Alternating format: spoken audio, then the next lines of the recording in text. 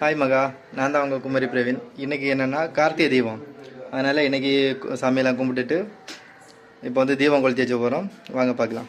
Okay, first கன்னி தீபத்துலேருந்து தொடங்கிடலாம்.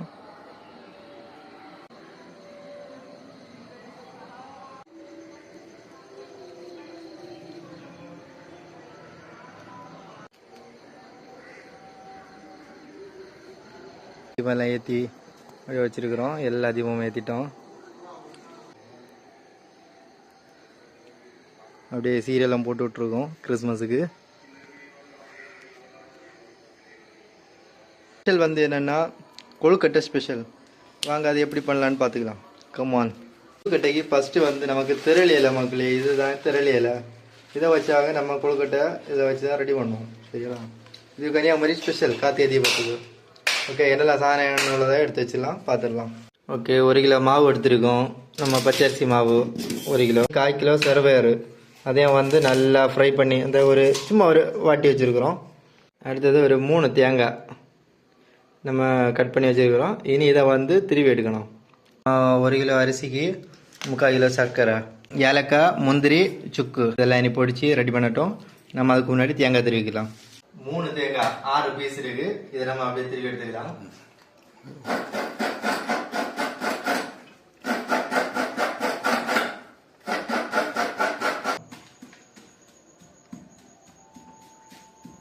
ஒரு kilo மாவு ரெடி பண்ணி வச்சிருக்கு. அடுத்தது 3/4 கிலோ சர்க்கரை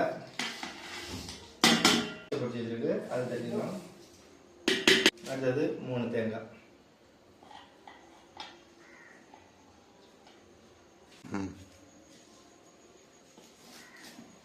இதில் சேர்த்து விரைவிடலாம்.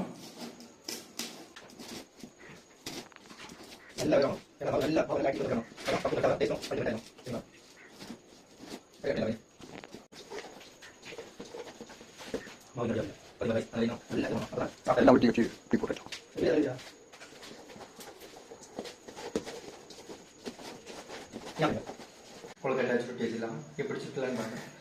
கொஞ்சமாக நம்ம இலைக்கு அனுசரித்த மாதிரி தேவைக்கு, சரிங்களா? இப்படி எடுத்து ஒரு உருண்டை, இப்படி உருண்டை பிடிச்சாலும் ஒன்றும் இல்லை, எப்படி பிடிச்சாலும் இப்படி வச்சு ஒரு குத்து, இது லேசாக ஒரு அமுக்கு அப்படி வச்சிடணும். அது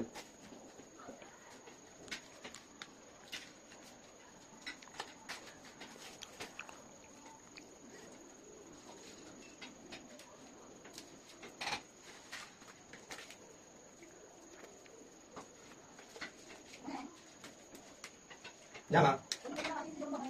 Ahora.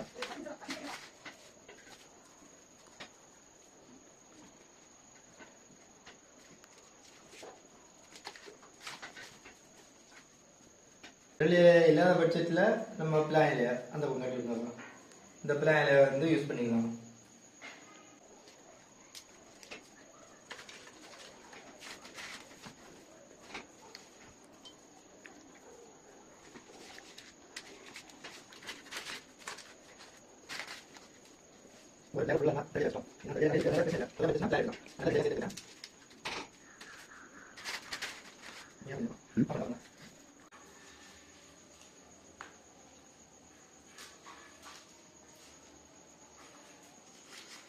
ஓகே கைஸ், ரெடி ஆகிடுச்சு. நீ அப்படியே அடுத்த ட்ரிப்பு இதை நீ அப்படியே மூடி வச்சு அடுப்பில் வச்சுக்கலாம், வைக்கலாம்.